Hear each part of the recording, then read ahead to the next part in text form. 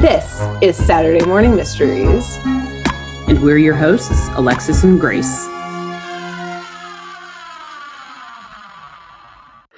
Hello, good morning, and welcome back to another episode of Saturday Morning Mysteries. We're your hosts. I'm Grace.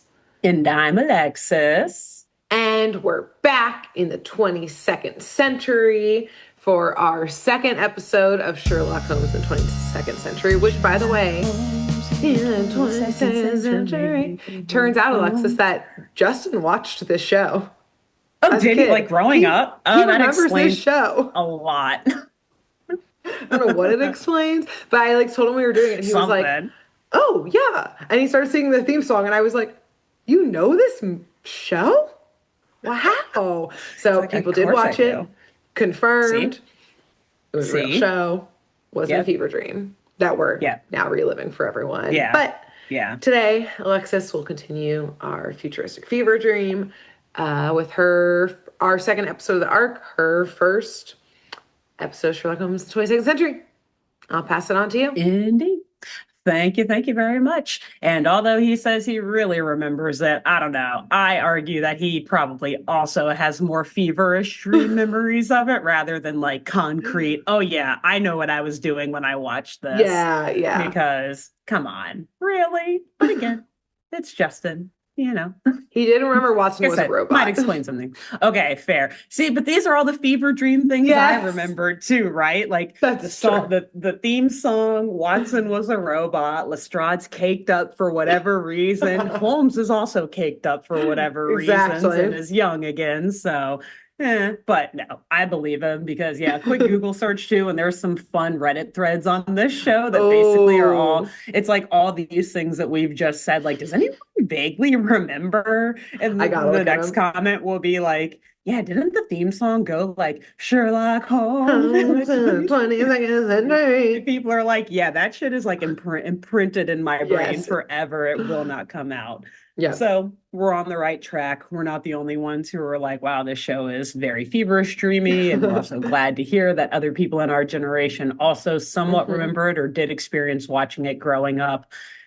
We're getting a good sense of it now as 30-something-year-old millennials. So on that note, as per usual, when Grace and I do a show that is new to us, or I guess otherwise, just really any show we cover, she covers the very first episode of the series and her first episode of our arcs, and I usually then just cover the very second one. Yep. And in this case, and like in a few other cases of shows we've done before, the second episode actually picks up pretty closely to where the first episode leaves off. Great. And I learned that I think the first 3 episodes of the show were kind of all released as like a 1, 2, 3 part series. Oh, okay. And I actually will be doing episode 3 for my next episode, but I don't really care if you go next again. It's not like so, dire. Like carried over. Exactly. It's not so dire that we have to like do my 2 episodes in a row, but it will like answer some questions that you asked in the first episode to like kind of end the introductory story arc of this entire series. Like, how does Watson have the face?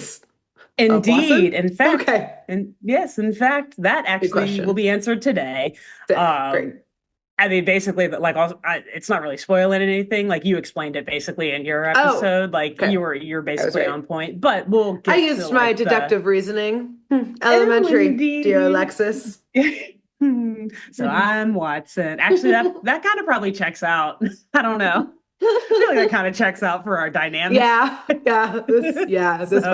cool with that. I'm cool with that. Yeah. So, anyways, yes, I will be covering season 1, episode 2, and it is called The Crime Machine.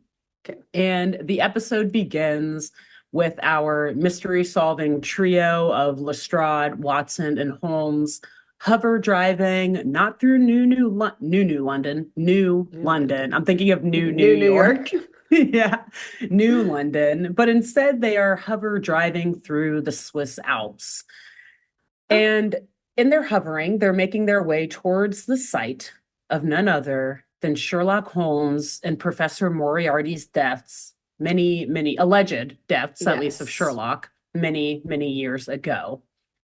And so the reason for them visiting this site is to calm any worries and fears among themselves and among other officers at New Scotland Yard. They're trying to calm any fears that Moriarty is somehow still alive and causing this recent wave of crime in New London. Mm. So the location in the Swiss Alps, as you talked about last week, is the Reichenbach Falls. And this location breeds familiarity in Sherlock's mind as he smells the air and he looks around at the scenery and he sees the waterfall just roaring in front of them. And it's all just as he remembered. So Holmes directs Lestrade to hover the car over towards the cave, like down towards the bottom of the waterfall and towards a cave where he remembered Moriarty's body landing after their fall from the top of this waterfall 200 years ago. And sorry, he thinks that he's going to find evidence from 200 years ago of whether he actually lived or died? He does. Yes, he does. And even though he survived, he could have just continued to look. Yes. He could have looked 200 years ago to see if his enemy died or lived.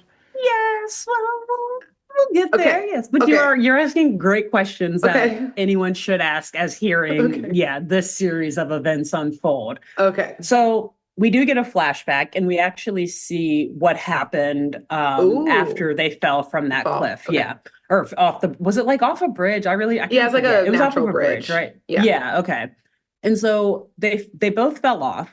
But Holmes was able to grab like a very large twig or branch that was hanging out of the cliff or like kind of jetting out of the cliff. And so he grabbed onto it during their fall, and he was able to grab Moriarty in that fall too. But of course, Moriarty's a big dude and Holmes is already hurting and he's hanging on to this twig with one arm. So he loses his grip on Moriarty, and it sent Moriarty like careening down the rest of the waterfall and the cliff into just like the abyss of the, the like evaporation, moisture, exactly, all of that. And so we don't really see Holmes get out of this, but he explains that twig did save his life. And we see that it's now like a massive tree just like hanging out of the stone and like to show the passage of time. Exactly. Yes. But that he knows that Moriarty fell down that waterfall, even though Holmes survived. And like looking down at the waterfall, he's like, no one's surviving that. No, exactly. Yeah. Exactly. Okay. But once they get down to the waterfall or to the bottom of it, and Holmes, like I said, directs Lestrade to hover over towards a cave. He explains that, and I don't know, it's kind of loose. Like, I don't think he goes really deep into it, but he does he makes it seem like he did go back and search for Moriarty's body. And like, he knows what happened and everything, because he's like, yes, Moriarty's body got washed into this cave here at the bottom of this waterfall. So like, he knows exactly where to go. Saw the body. Maybe he saw the body go in there. He is at least able to deduce very reasonably where it would have gone. Okay. But more and more, we're starting to think that maybe Sherlock had something to do with this, because they go inside of the cave and Sherlock is just very easily able to walk them through, direct them through, right past a couple of, dark little passageways and alleyways and around a couple corners in the cave. So clearly familiar with this place. And he leads them directly to a wall of this cave that is covered entirely by ice. And he explains that obviously all this ice is formed in here because this entire area, and more particularly this specific cave, is cold enough to have preserved Moriarty's dead body. And so, as promised, they take a deeper look at this big old wall of ice, and from behind it, they see the frozen dead body of Professor Moriarty. He's just kind of standing up straight. His eyes are closed, and he's just got his arms crossed in front of him like this. So almost like he was buried, but just standing up straight. Which also, again, makes me think, so he didn't wash into here. Somebody freaking put his dead body here so that no one else could find it, knowing that it would freeze over time. And I guess that Sherlock just died before he could tell anybody. And here we are 200 later, Or and he it's was exactly like, as he left it. I'm not going to tell anyone so that nobody unfreezes him and just nobody will go into this cave for 200 years, Yeah. walk deep enough in there. Okay, now I am very confused though, because in my episode I was like, okay, well, yeah, Moriarty also got brought back from the dead. Obviously, that's Yeah. totally him. But now they're seeing a body. Exactly. So I am are confused. and you are exactly like good old Beth Lestrade in this Oh my moment God, because thank she is you. shocked. Caked up. You're welcome. Oh my God, thank you. I can tell even when you're sitting down. God, what a compliment. That's the nicest thing you've ever said to me. Yeah.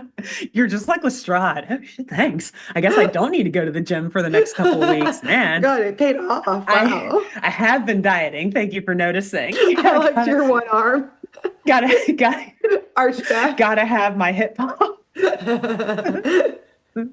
Oh. Yes, but Lestrade is shocked and confused, just like you.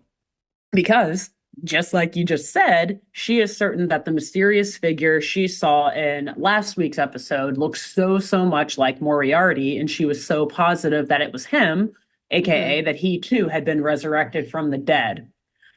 But she sees this dead body right in front of her that is clearly Moriarty's, and she accepts the truth and acknowledges that the man frozen in front of them is obviously the evil villain who they all know to hate and loathe. I was going to say no to love, but I was like, that's not right. Loathe. So Holmes moves a little bit closer towards this wall of ice, though, while Lestrade is doing all of these musings and everything. And he looks a bit closer at the body of Moriarty and notices that there is a very teeny tiny little hole in the ice near like where the professor's neck is behind this ice. And it's like so small it looks like almost a mosquito made it or something over time. Just like a little, it's just the tiniest little microscopic hole. Yes, exactly. So he takes note of this hole, but ultimately he just agrees with Lestrade and says that, yes, like you're right. The man who is roaming wild in the streets of New London and is indeed not the man frozen behind this wall of ice. Like it obviously can't be.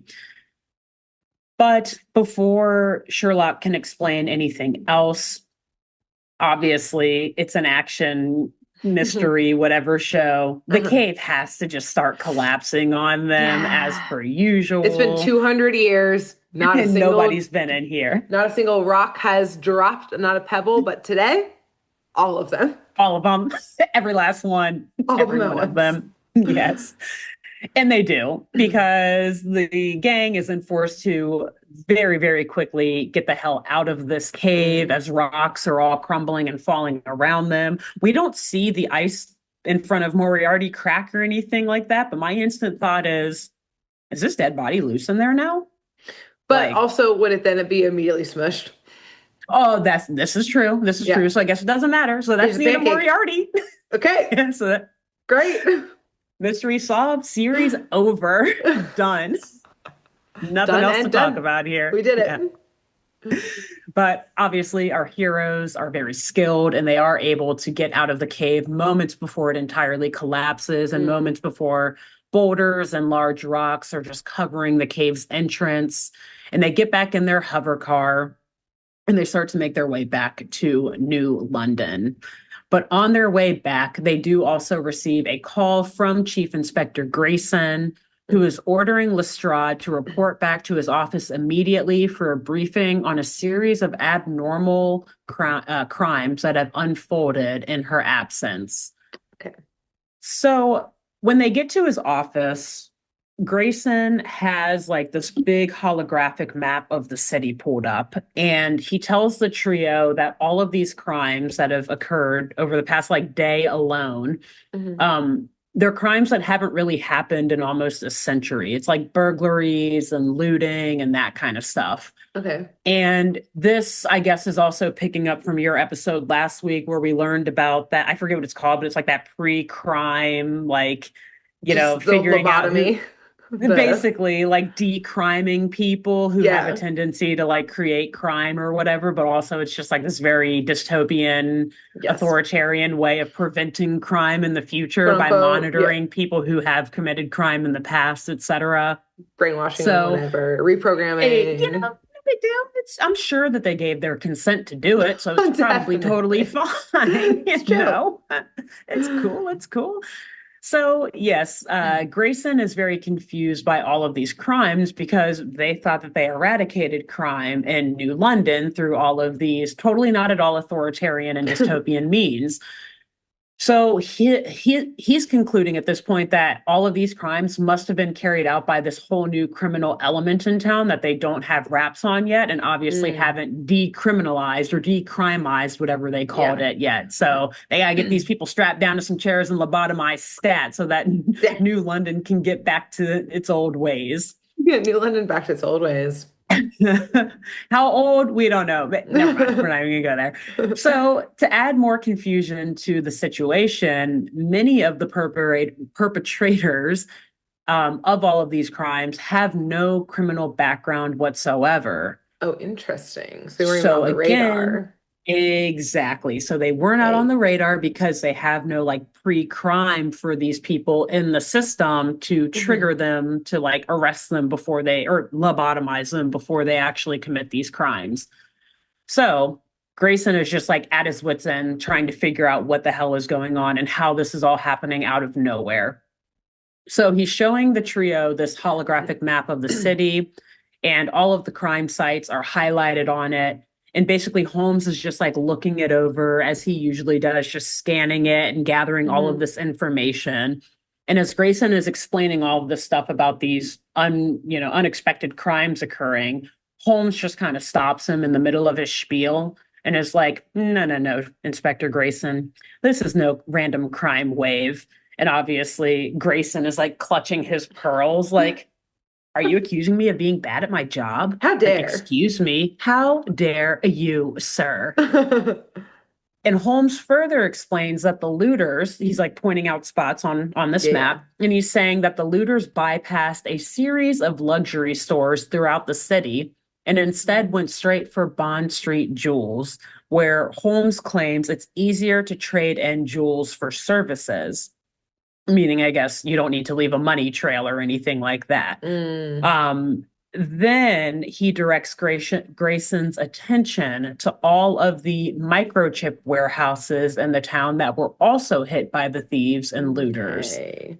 And he explains that the thieves seem to pass up equally valuable commodities in other warehouses and made beelines to the microchip warehouse. So they obviously are looking for that specific item and not just looting or taking whatever they can get their hands on. Okay.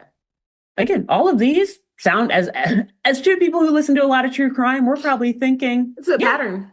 Exactly. I see a pattern and a practice, and I see an MO being built. Yeah. We can start targeting some perpetrators. Trying to figure out what you can do with microchips. Yeah. Exactly. Yeah. Think about other component parts that might have been stolen and think about, okay, who might build those parts? Exactly. And for what purpose? Now, Grayson is still very skeptical. I guess his he's not like the detective of old days, right? They stop crime before it starts, so they don't need to go and investigate things. Exactly. So when it happens, what do I do? What do we do? So usually just erase their brains again. That's the only way. I don't know who's, but just start lobotomizing everyone in New London, right? And that'll eventually get it there, right? That'll get us back to where we were, right? Maybe. Right? What do I do? But at the same time, he also doesn't like Holmes just like strolling in after being, submerged in honey for 200 years or whatever and acting like he knows more. Exactly. So Grayson is super skeptical.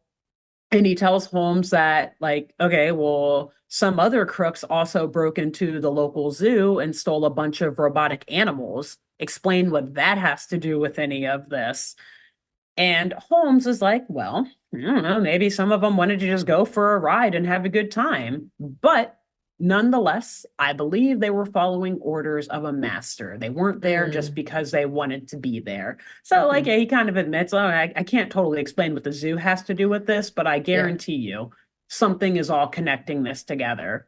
Also, So, sorry, a zoo just yeah. filled with robots. Robotic animals, yeah, because in the year Horrible. There's no 2103, yeah, it animals. sounds like torture. Exactly. I guess all the animals are dead now. I don't Oh, know, we which just is made robots also out of them. that's another very, very dark thing to consider, Dystopian, actually. yeah. The Yeah. show, in reality, extremely dark. Okay. Yeah, I didn't want us to breeze over that. thank you. And I'm glad you Yeah. didn't because I did. And I was the just more I sit alarmed. and think about it, it's very concerning. Yeah, one, Yeah. it would be like torture just seeing robots pretending to be You're like, animals. why would I pay money to see that? Yeah, I'm not. And also, like, yeah, do people is what do we got here? Do people even have jobs? Is AI totally taken over? You're right. Are zoos free? I don't know. Can I just walk But in? If even if it is free, I still don't know if I want to spend my time doing that. But like, I don't know yeah. if it's free, maybe. It's almost like oh gosh, Is that a Futurama reference? take it back. No, I was gonna say it's like Chuck E. Cheese. It's like you just go there and see those robotic Animatronic. animals. That's why we don't like But it. then exactly, That's but why then we it's don't like, oh like it. no, It's animatronics. We don't like exactly. animatronics. That's a big no-no at Saturday Morning We Mysteries. knew That's somewhere why. in our core something is wrong here. Something inside of us doesn't feel right seeing this, and that's why. That's what That's it why. is. I fucking hate them. Nice. So that explains a Okay. lot.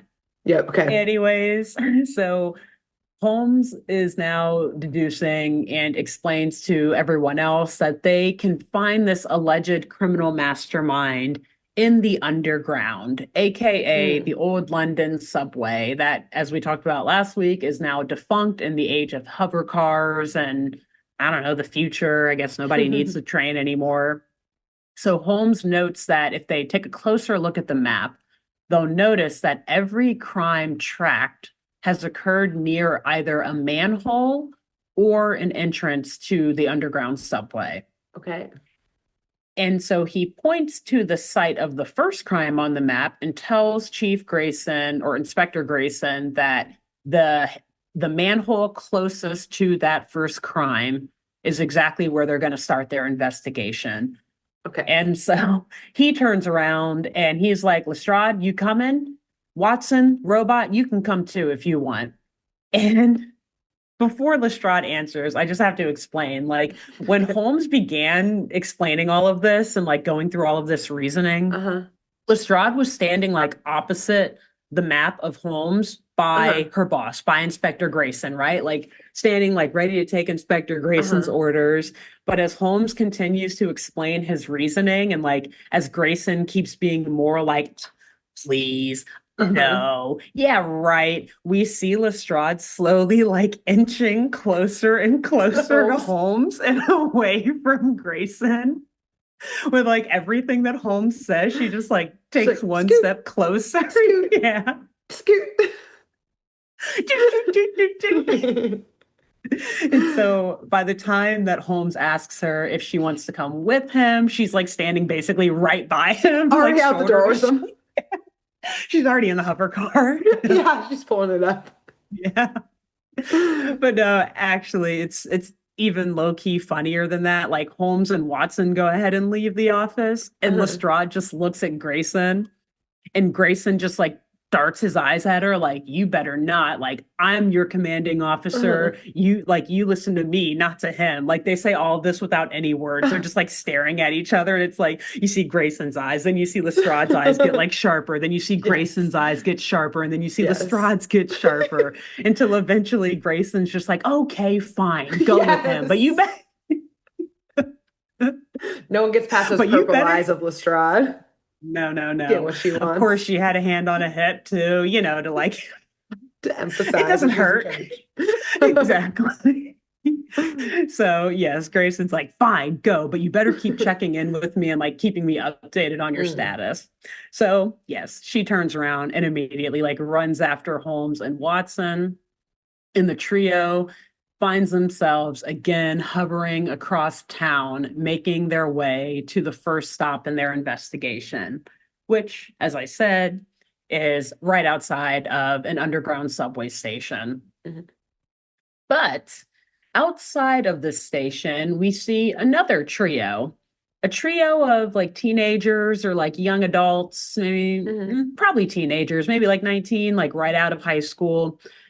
And they seem to be just doing whatever they can to survive on these cold, dark, dangerous streets of New London. Like they see people passing by on the sidewalk and they're offering to pawn off goods to them. They're offering to like escort or protect locals who are trying to like cross the sidewalk or go through dark alleyways and stuff like that.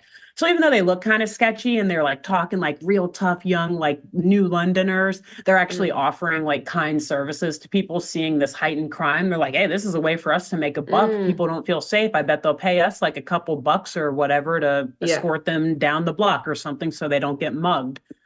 So this gang, which we will call the Baker Street Irregulars, aka because they are the Baker Street Irregulars, which is an actual gang that appears in the OG novels. Oh, funny. Great.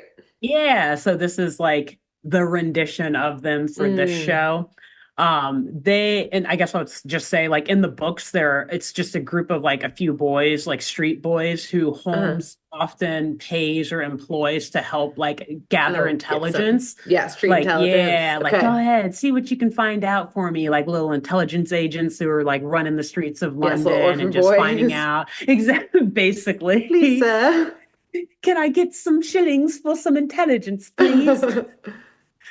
So, yes, we do see that same thread from the OG IP picking up in this show, which is pretty cool. Just not child labor anymore. No, yeah, they're like, okay, we'll make them teenagers this time. That's a lot less questionable. Yeah, fine. If we have to. So this group is led by a young man named Wiggins, who is also the name of one of the characters in the books.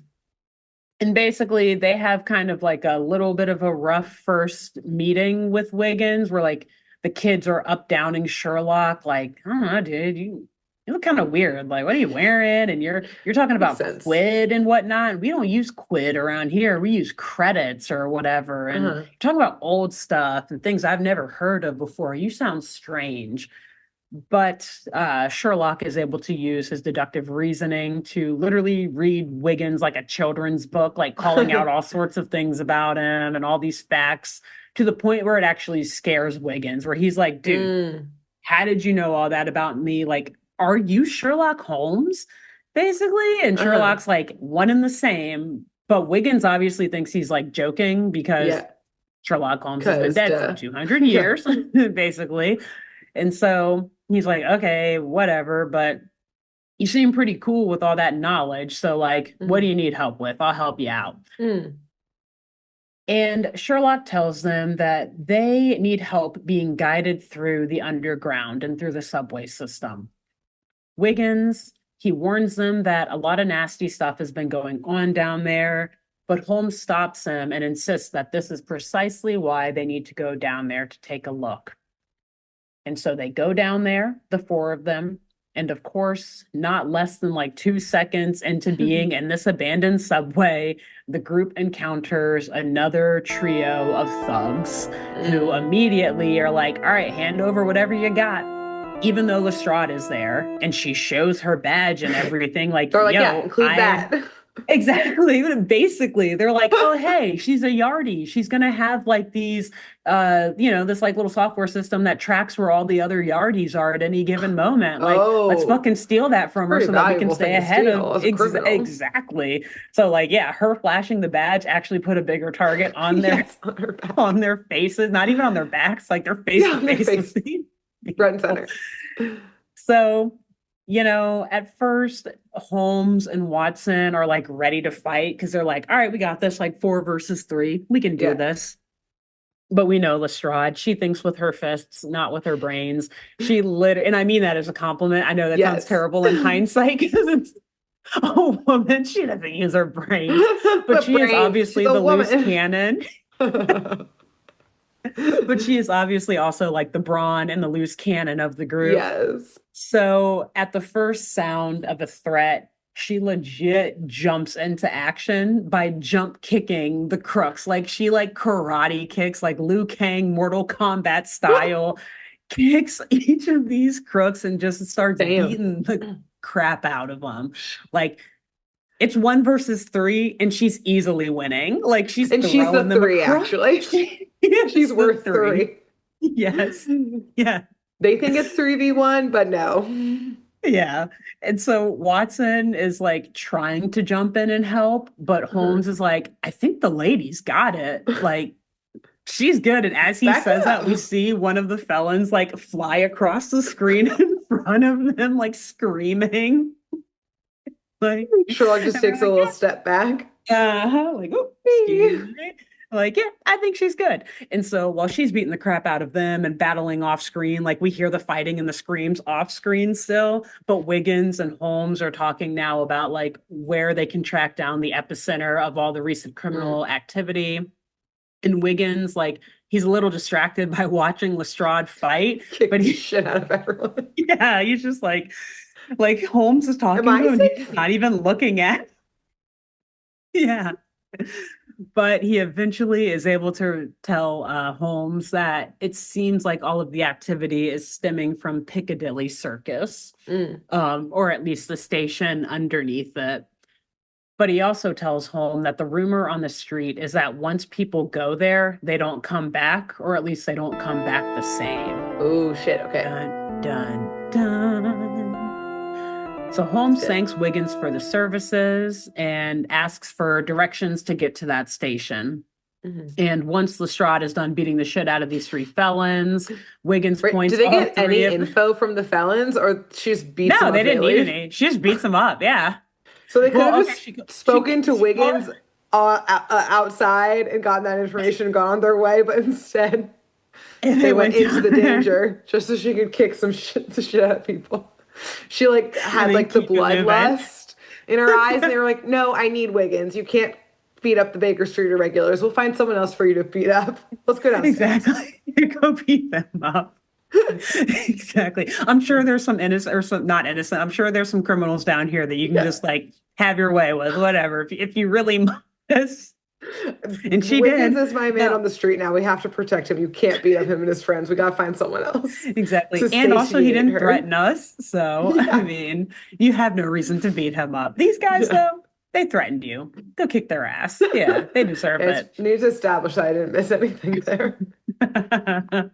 So I know, like, it is pretty funny though, because I mean they stay in the tunnels and like they take the tunnels to the next station. They don't like get back out and take the sidewalk. We'll give them that then. But Wiggins doesn't go with them. So like to that point, they could have just asked him above ground, like, hey, where do we go once we get down here? But yeah, like maybe they need to show that they like if Wiggins betrayed them, she'd beat the shit out of him. They need to like, show the muscle. Be like, yeah, I know you want to help us now, but you better keep helping us. Yeah. So, which way to the epicenter of the crime, Wiggins?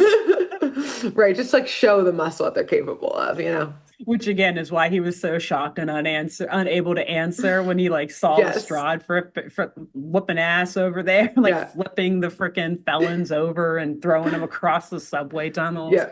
So yeah, I mean there was a bit of a point to him going down there with them, but not a huge point, but a point, kind of. So yes, Wiggins points them in the right direction, telling them which way to go down the tunnel.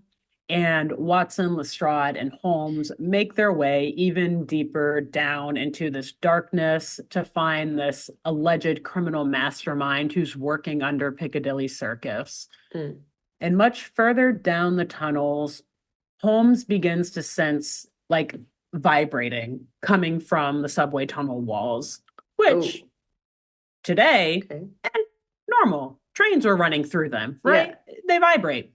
But in the year 2103, not normal because, as we said, these subways have been totally like turned off, whatever, out of commission, etc. Yeah.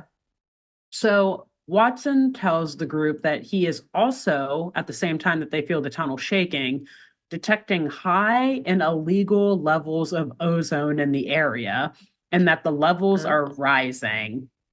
Okay. I probably could have done more research to be like, what the fuck does that mean? Levels of ozone in a subway? Yeah, I I don't don't know what that know. means. Again, them just throwing like futuristic words in there, like, hey, scientists talk about ozone Ozone's nowadays. been in the What news if? lately in Yeah, 1998. Let's talk right. about What if? Let's talk about that. That's got to be something that people will care about in the year 2103, it. right? Like, yeah, in a totally different sense, I guess. Like, Yes, yeah. okay, anyway, so yeah, they tried it. Here we go. And so Lestrade, like us, is like, what does that mean? What does that even Okay, mean? good. But before she gets an actual scientific explanation, Mm. or any answer to her question gets cut off from a nearby echoing, creepy French voice saying, "You'll soon find out." And Wait, of course, I couldn't hear what you said. You said it with such an American accent. sorry, There, I don't even, it's like hard. His accent is weird. You'll soon find out. I'll take it. There you go. Close enough, maybe. Because he's Yep. also like Quasimodo ogreish and just like speaks weird, Yes. you know? Because Yeah, obviously like it it's doesn't Fenwick. really make sense at all. No, he doesn't. And also, it's making me realize that like all cartoons make evil French people just look like a hunchback of Notre Dame. Yes. The Hunchback, I And was it's, about to say, Hunchback of Notre Dame. It's yeah, Quasimodo situation. it's just him with like longer hair and grayer skin. Yes. He's actually somehow less attractive than Quasimodo. Yeah, So, what does that tell he's you looks like a about their zombie. opinion of the French? Yeah, Yeah, straight they're up, he picking is a up the zombie. French. Yeah. So, yes, as I said, no secret, creepy Quasimodo-esque French voice is Hmm. from none other than Fenwick, who we met last week in the first episode.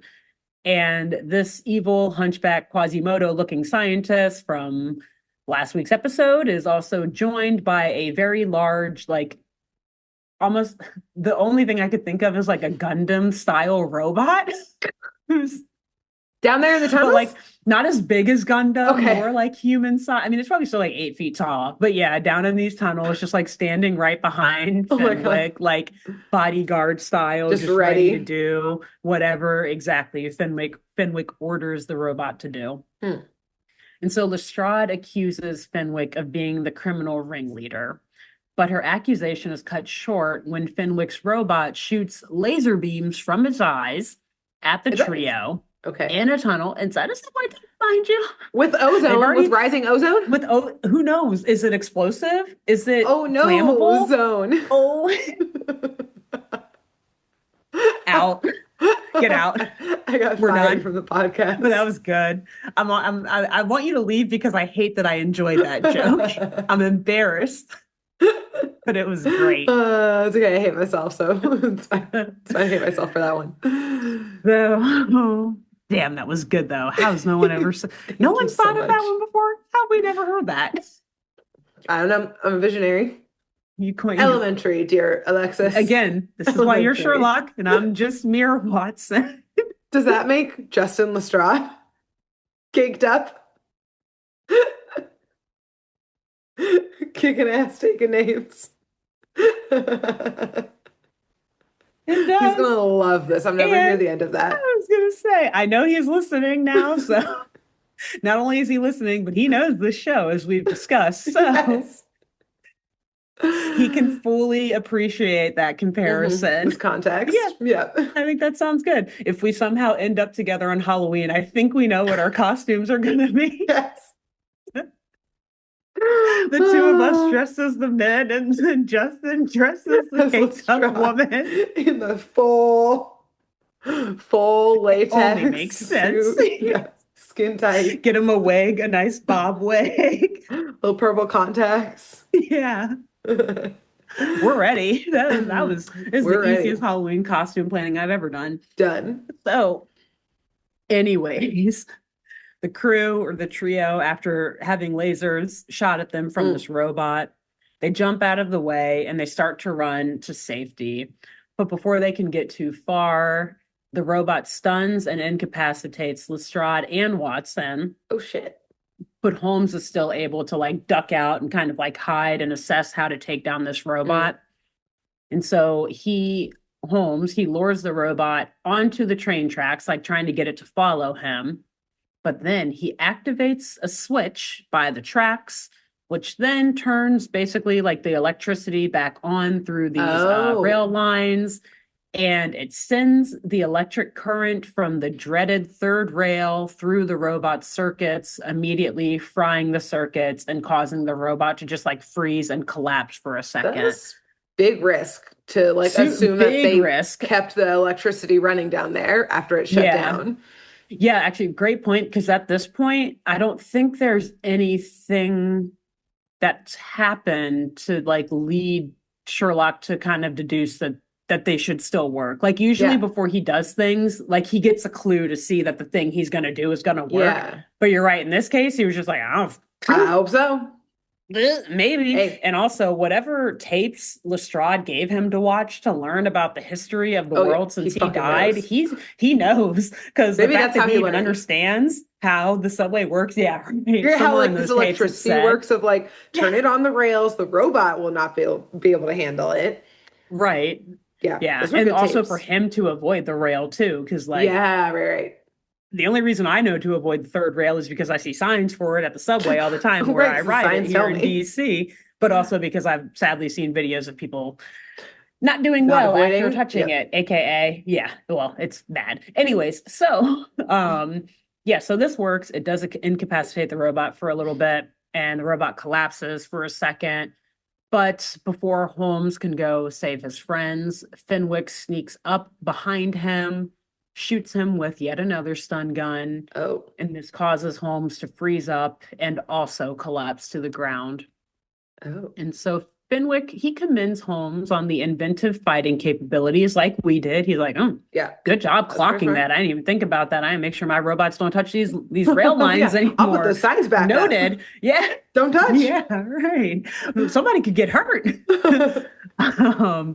But Fenwick assures Holmes that all of that inventive fighting isn't going to be enough to stop Fenwick from carrying out all of his evil deeds.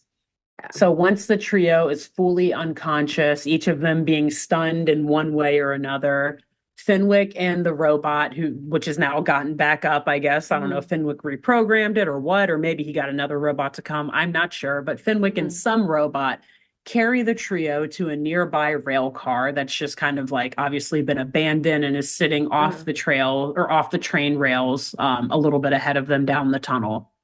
So they put the three inside, and he then tells the robot that he won't take any chances with this group and that he's going to crime-netize Lestrade personally. Okay. And so he leaves the rail car with his robot, and they close the door and somehow lock them behind. Okay. And so then minutes, I don't know, maybe hours, sometime later, the trio wakes up. Obviously, they're very discombobulated and they're confused.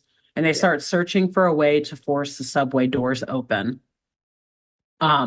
Lestrade, again, like I said, always resorting to brute force and just using her fists. She's just trying to like kick the door open. She keeps like just running full speed into it and like ramming her shoulder into it, which obviously shows you that she does not know how subways work. I don't know how long they were just decommissioned. But like do this. It's not a push. Running. Yeah, it's not a push. It's a slide. You pull, you slide it open. But so she just keeps running into it like, I'm just gonna bust it wide open, like ramming her shoulder into the door. And Holmes is just watching her do this, and he's like looking around the train again, like looking for something to help. And eventually he just walks over to Watson as we see Lestrade continuously running into this door. He just walks over to Watson, opens up the little storage container and like Watson's chest or whatever, pulls out a stun gun. Shoots the stun gun at a smoke detector in the train, which sets off the fire alarm and then opens the doors as an emergency mechanism. Exactly. Slides open the doors. But hilariously, it happens right as Lestrade is running full speed at it. And so she just like flies out. And just like splatters onto the floor and is just laid out for like a few seconds. I gotta say, I really love, like, I know she's not dumb, but I do love that she's the dumb jock. of the show. You know, it's like very rare that the female is, I mean, I don't want to be like, make female characters dumb. Again, she's not. Well, She is yeah, smart, but that like exactly. she's the dumb jock who just flew Exactly. through the door. It's kind Yeah. of fun. Which is like what I was saying earlier, and I felt bad about it, but I was like, yeah, I mean, she doesn't use her brain, she uses her Yeah. fists because it's Yeah. like, and I know to a certain degree that is like an unfortunate misogynistic trope of like, yeah, women don't have brains, like we said Yeah. earlier, but it turns that on its head because she is the muscle. So Yes, it's exactly. like, She's not yeah, just like a let the bimbo lady or fight for something. herself. Exactly. Yeah. They were like, oh no, like Lestrade's got this. Let Like the lady she's our fight for protector. us. Like, yeah, no, please protect us, save us, Lestrade, Yeah, help. help. But yeah, but also like in a show with Sherlock Holmes, like you're never going to make someone smarter than Sherlock. So Yes, that's also true. even someone of average intelligence is going to look stupid in comparison. So yeah, Yes, like for Lestrade's sure. not stupid, but she is the muscle and like the loose cannon of the group, which Yeah. is yeah, interesting. You don't Good. really see that often. Yeah, so it's cool. Whatever. Hey, she don't have that body for nothing. All right, she Yeah, goes to she the gym. worked for that body, yada yada. Exactly. Okay. Exactly. All right. It's not And just for respect show. it. That's not just for Yeah. show. Like these are actual functional muscles, not Yeah. what do you call them? Like vanity muscles? No, no, Yes, no. exactly. This is functional. Don't make her show So you. that those three felons, they're It'll just be the now last waking thing you up from their see. coma. Yeah. Like just now. They know that body is real. So, yes, once all three of them are out of the train car, Holmes tells Watson and Lestrade to stay here and figure out how to get the train back up and running because they are going to need a quick getaway vehicle once he's done investigating the case. When he's obviously alluding that, like, while y'all are here fixing this, I'm going to keep searching around some more and like find Fenwick and figure out what the heck he's doing down here. Mhm. So he goes off to find Fenwick, going deeper and deeper into this abandoned subway, which is also now starting to look maybe like bordering on sewer tunnels. Like, I don't know, it's Ooh. getting like really weird and nebulously underground. I don't Okay. know what's going on down there, but You after a always few find a tunnel. You moments, always go underground in your episodes, Alexis. you know, some one way or another, and there's probably 30,000 Teenage Mutant Ninja Turtles references I could make here, but I just didn't even think about it. That I was Or at like, least I Teenage didn't have Mutant Ninja time Turtles. to add You it. did an episode about the underground of Seattle. A That's million right. times things about the descent. You're always going Yes. underground. Always descending, always underground, always going into the dark, Love you it for know, you. just combating my fears of the darkness that I had Yes. as a wee one, as a mere One child. cartoon at a time. Exactly. This is my therapy. Thank you for joining me in it. So yes, Holmes, he's getting deeper and deeper underground, descending more and If you more will. into this, yes, into the subway system in the sewers. And of course, he discovers this massive, like, makeshift laboratory Ooh. being operated by none other than Fenwick. And Holmes is like hiding up. He's just hiding. We'll put it that way. It's kind of hard to explain how Great. how deep this tunnel is. So I'll believe he's you. hiding behind some large machinery, observing Okay. what Fenwick is doing here. And he sees a number of innocent looking and very elderly looking people who seemingly look happy, like they're Okay. smiling, but they also have like a dazed look in their eyes. Like, Are they just wandering about? no, so they're actually all even worse. They're sitting in a row of large chairs, like Okay. experimental chairs, if you will, Okay, with lab chair lab situation. kind of ish chairs with Ooh. mechanical helmets and wires like hovering a foot or two over their heads, maybe. That I would say is And worst case scenario. again, You said even worse than just wandering about, but wandering about would be great. This is yeah, the this is way absolute worse. worst. Right. Because Yeah. at least, like, if they're wandering about, you assume some sense of like freedom and autonomy. Yes. Right. But no, Strapped this down. is everyone being, maybe It's they my were strapped nightmare. down. I want to say their arms are like strapped down and their legs are strapped down to these Yeah. chairs. And again, they all look like they're in some sort of hypnotic gaze, This is but they are absolute smiling. nightmares. So they You're don't look like they're in great. pain. Oh, But not nightmare yeah, then. Fine. no, Great. I take it no, back. just a bad dream, not a nightmare, just a bad Yeah. dream. Just a It's little not tossing and scary. turning. It's just not great. Exactly. So they're all sitting in this row of chairs, And then we see Fenwick nearby. He's got obviously like computer monitor and all these dials and buttons in front of him. And he pulls a lever, and at once all of the helmets drop down onto the heads of these various people. And after some flashes of electricity and some loud mechanical and like whirring noises, we see the helmets lift back up off of the people's heads.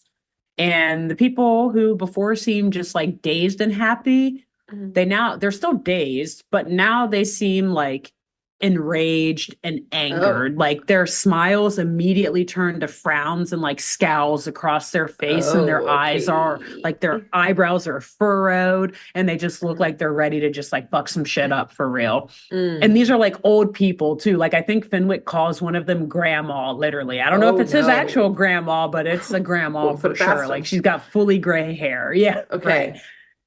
So he orders these people, old people mostly, to go and burglarize various companies around town. I think he says like a computer company in particular, though, giving them a precise list of what to steal from that computer company or store, and telling them not to steal anything else. So very, very targeted lists of items that he wants. He doesn't say what they are, but again, it's a computer store or computer company. So we can imagine some computer, exactly, micro components or parts, whatever. Okay. So it would indeed appear that Fenwick and his robots are changing ordinary citizens into criminals through mind control of sorts. And they are then sending them out, as Sherlock calls it, on a shopping spree around town. Okay. But the purpose of all of this has yet to present itself to Holmes. So he's got that part figured out, but he's like, needs more. Why? Yeah. Right. Okay. So while Fenwick is occupied doing all of this and directing all of these people to go steal XYZ items from XYZ company, Holmes manages to tamper with a number of boilers that are located nearby. Okay. And I don't know how deep they are underground or what's going on here. To my knowledge, there aren't boilers down in the subway lines. And what happened to the ozone? Maybe. I don't know. It doesn't matter anymore. Yeah, they never explained the ozone. He just said it. I'm telling you, Grace, they heard a word in the 90s. They were like, I thought it was a Chekhov's gas. Like the gas would come back around at the end. Okay. We could only let it go. Chekhov's gas. I'll let it go. They mentioned it at the end of the second act. Surely it must come back in the third. No? Okay. No, it doesn't. Okay, but that's fine. Yeah, so he's tampering with all these boilers down there, and a bunch of steam starts to like be released from a few of them, and we see it like starting to fill the tunnels and starting to reach parts of the lab. But as he's tampering with one of these boilers, one of Fenwick's brainwashed goons sneaks up from behind Holmes and attacks him, or at least tries to. Because right before the goon can land a blow on it, actually, he pulls out a gun. I just would like to say he pulls out a gun and he shoots Holmes, or shoots at Holmes, I should say, at least, like full on. But thankfully, Watson swoops in the nick of time, takes the bullet for Holmes. Oh, God. But then, obviously, being a robot, is able to fight back, get out that stun gun that we saw he had in his compartment earlier, and stuns the goon, able to incapacitate him, get him out of the way. Boom! There you see. There it is. Lays gun. It had to come in somewhere. Something good. I'm satisfied. Yeah. Okay. Thank you. So Watson, who again just got shot, he's like kind of looking down at his knee that is like kind of sparking a little bit and has a little hole going through it. And so Holmes runs up to him and he like grabs Watson and is like, "Are you okay? Did that hurt? Is your knee all right?" And Watson is like, "Well, it's made out of metal. So yes, I'm fine." And then Holmes just kind of shakes it off like, yeah, right, whatever. Come on, let's go. I know, right? You see it. You see it exactly. And so they run back to the train car where Lestrade is, and they see that Watson and Lestrade have gotten it all operational again. So I suspect that Watson was going back to find Holmes and tell him that the train is ready. Exactly. And that's right when he got shot. But we see Lestrade getting it all started back up and everything. And of course, she's at the wheel. So this must go well, right? We've seen her drive before. Highway straight to hell. Let's go, Lestrade. Cue the music. But the train at first, it's moving fine, but she starts accelerating a bit more and a bit more. And then she quickly realizes that, okay, shoot, we did get the engine back up running, but we did not fix the brakes. So this, for some reason, I'm also picturing Lestrade right now, just as Archer, being like, danger zone, and like going. Yeah. Basically, yeah. She like no fucks given. Just like, hey, yeah, this sounds like a fun adventure. Driving a subway rail car through the abandoned subway underground line or whatever. Yeah, let's go for it. But yeah, they did not fix the brakes. And I guess the electricity is still kind of messed up. Like they maybe fixed it in the subway car, but they haven't necessarily fixed it on all of the rail lines throughout the subway. Yeah, so like it works for a few seconds, and then when they can't hit the brakes, the train just kind of like careens off the rails, is just freewheeling through the tunnel. It pretty quickly just like slams through some of the walls and the tunnels. Safe tunnels. They didn't learn their lesson earlier in the episode in which a cave fell in on them. There's not exactly. It's sacred, you know, and also how much of the city infrastructure above that is built on top of these tunnels staying intact, like absolute chaos above. Okay. You know, just imagine, and I want you in your mind to start doing just like a mental tab on the cost of such damages. Right, like we did with Powerpuff Girls, of like how much damage did they do? How much damage is Lestrade doing? Does everyone in New London have insurance? Because particularly hover car insurance, because your hover car is now at the bottom of the old underground abandoned subway tunnels. So hopefully that's covered by your policy. I call your insurance agent, Scotland Yard will not be refunding you exactly for this expense. Absolutely not. No. So yes, if busting holes through the tunnels and through like the different subway lines itself wasn't enough, they then bust a hole through like the last wall of the subway. And this sends the trio and the rail car directly into the River Thames. Great.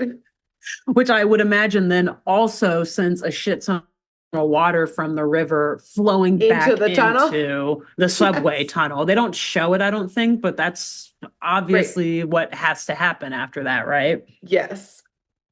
So obviously Fenwick and a few of his goons hear and see all of this destruction from like his lab, and they see like the boilers getting ready to explode and like all the steam filling the lab.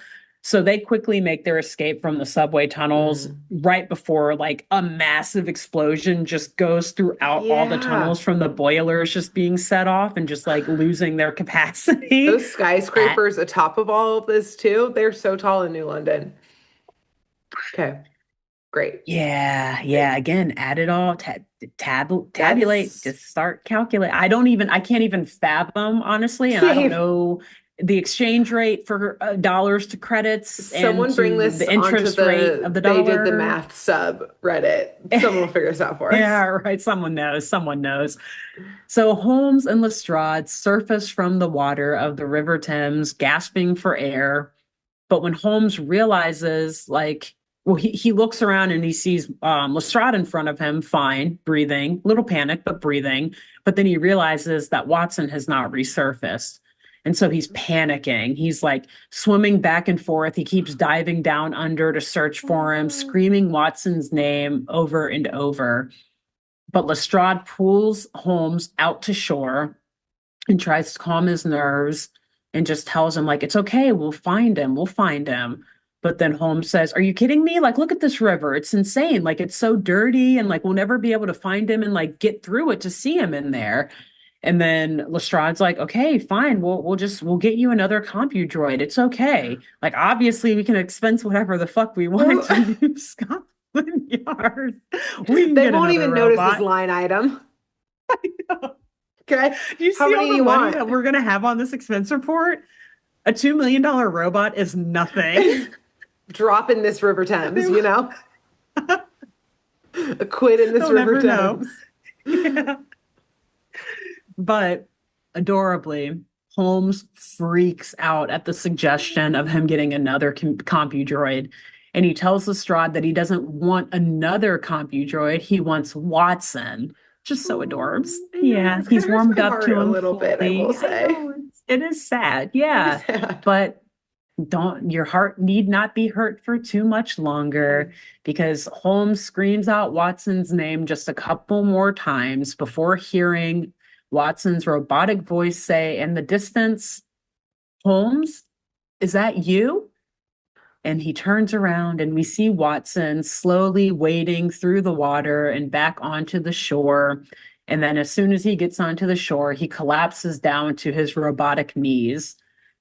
And Holmes rushes over to help him. And he basically just starts like unloading all of these emotions on Watson. Like, I'm so sorry. I never realized how much I needed you until I didn't have you. And I've took you for granted. And you're not just some dumb robot to me, Watson. Like, oh goodness, I'm so glad you're okay. And then he basically tells him, like, we're going to have to get you waterproofed if you're going to continue with all this tomfoolery going in and out of water like this. We just can't let this happen again.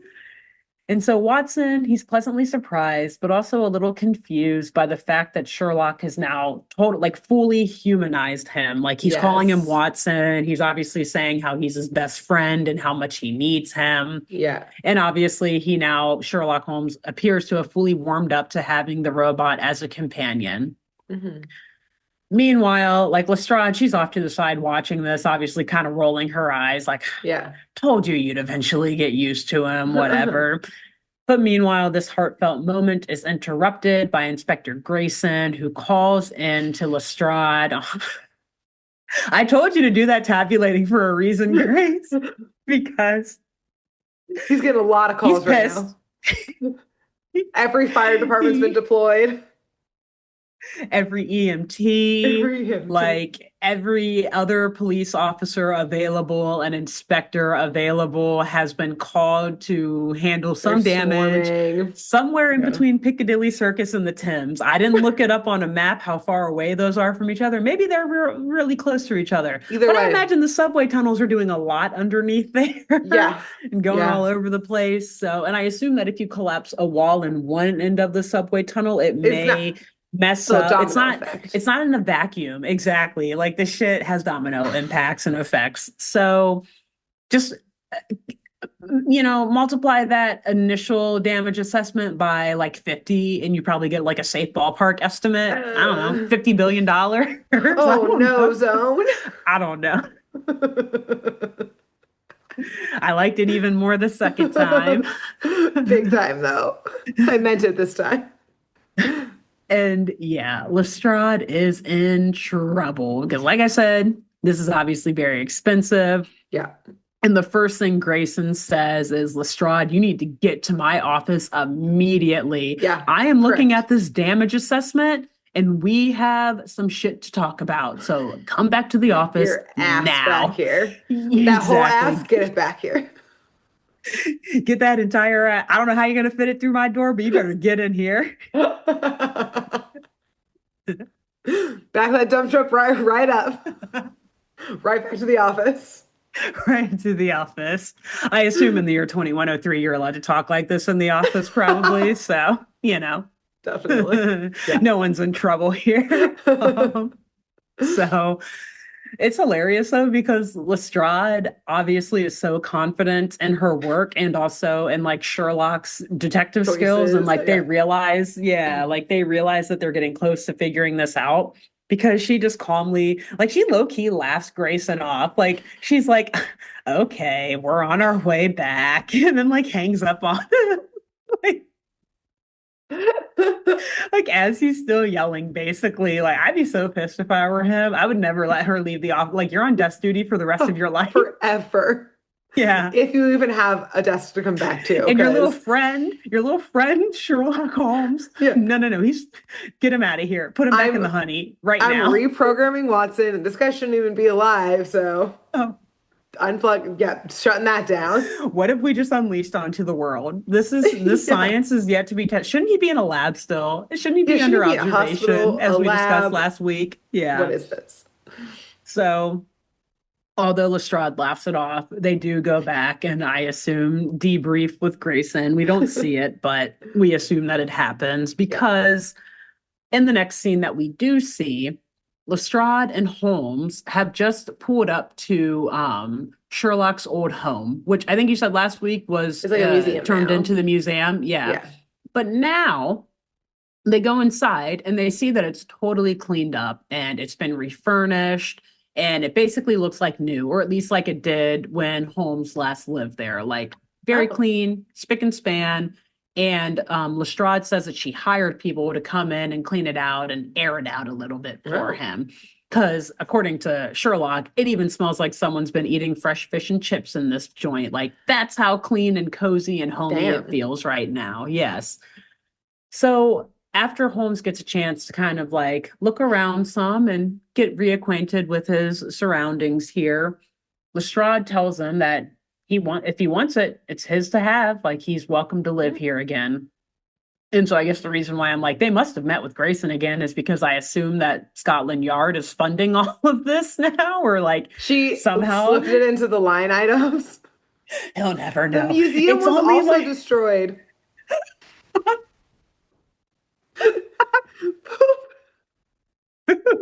It's only $50,000 to refurnish and clean it up. He'll never know. That's literally drops in the bucket, literally. Like, dude, the wall that we blew into the Thames River from the subway is $50 million. He will never know. Yeah, the retaining wall to keep the Thames under control. Yeah. $5 billion. Yeah, like easy stuff. Like, Holmes, we'll get you your house back. This is the easiest thing we've done all day. So Holmes obviously is okay with this. He's very happy to be back in his old home. But he demands that Watson should also be there with him, celebrating and enjoying this moment as a trio. So right as he says this, though, we then hear Watson's robotic legs walking in from the next room over as he says, "Coming, Holmes," in his little sing-songy robotic voice. And in strolls the robot, but as we alluded to at the beginning, with a fresh new face.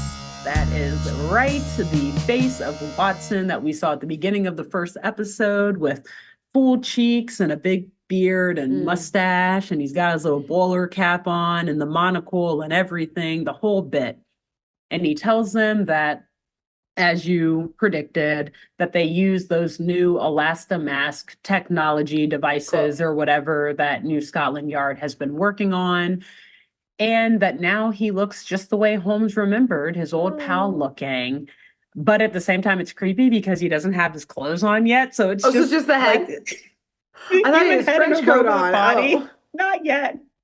In my next episode, he starts wearing the full. So in episode 3, I'll just say it now. He starts wearing the full outfit. So you like do not know that he's a robot unless like he kind of, they like might loosely kind of mention it.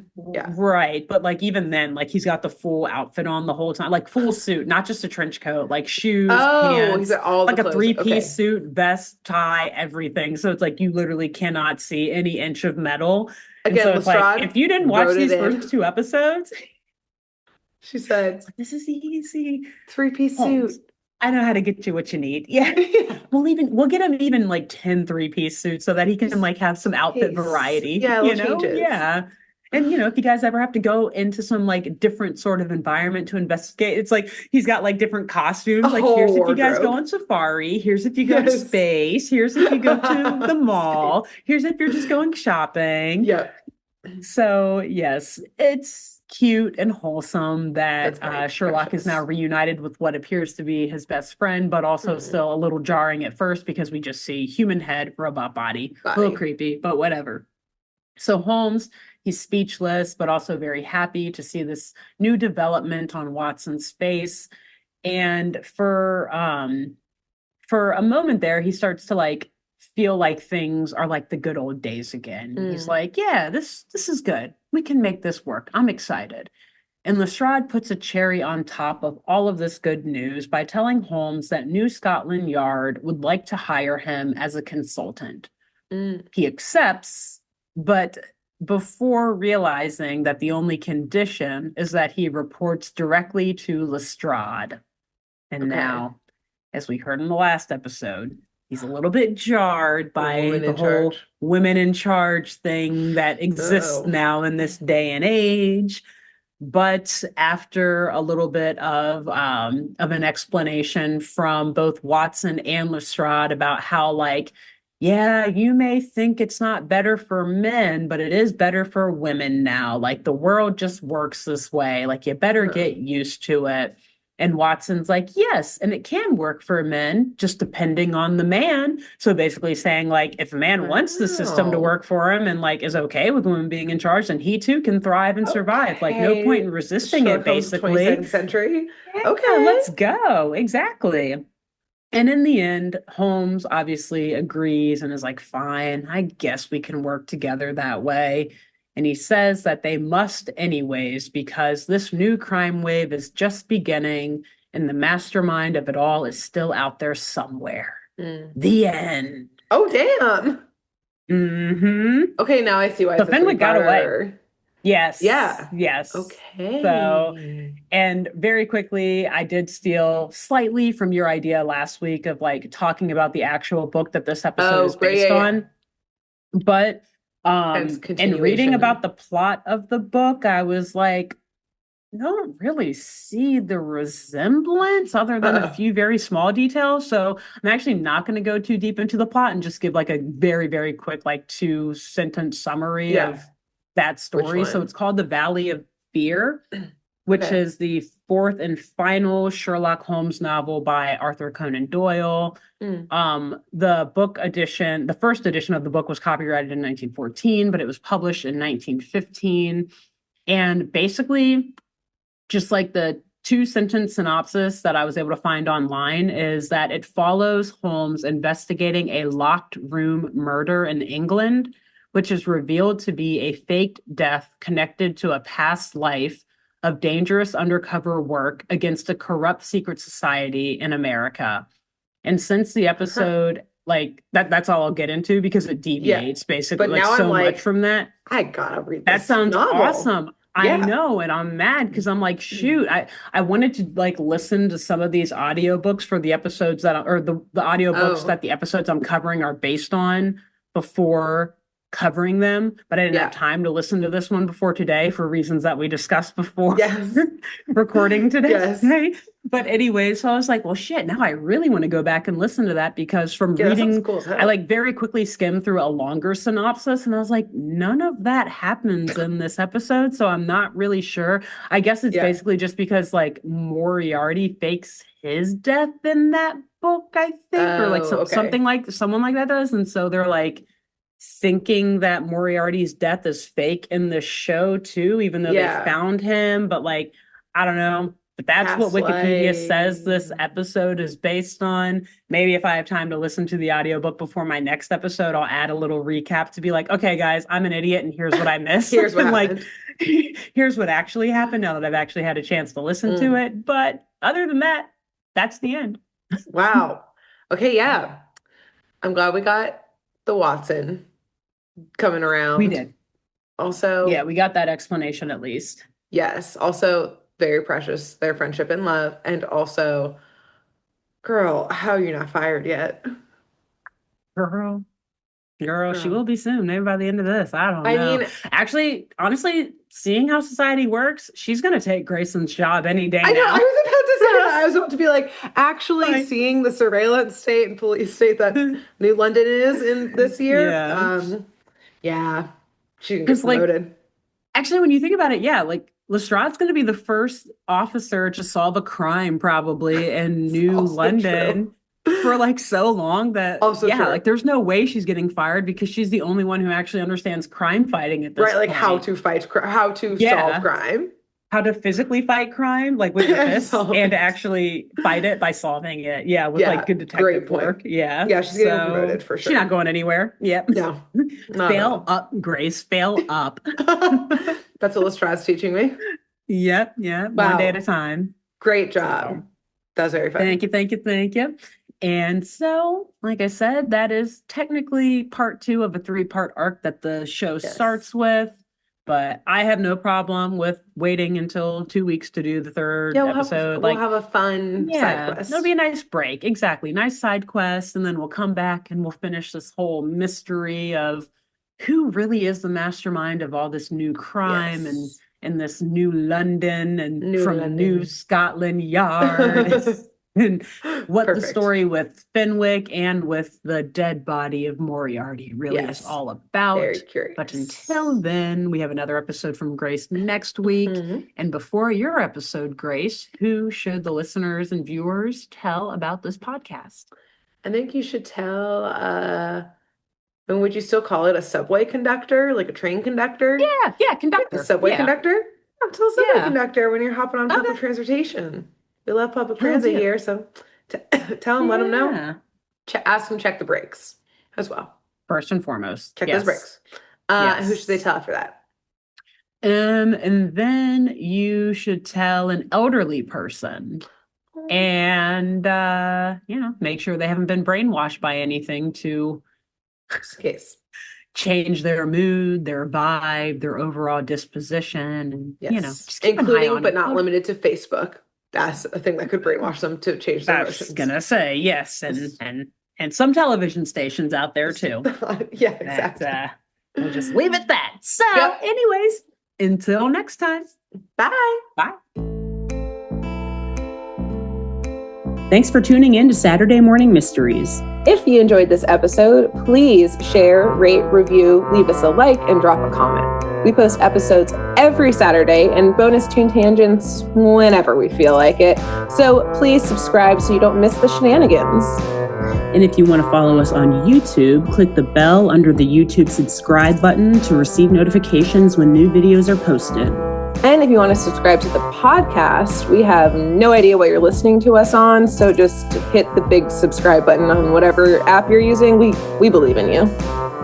Give us a follow on Twitter and Instagram at SatmornMist, all the abreves, and let us know if you have any episode or show requests by emailing SaturdayMorningMysteries@gmail.com. Thanks to Jenna Kendall for the logo design and to Ava Sakiki for the music used during this week's episode. See y'all groovy kids next week on Saturday Morning Mysteries.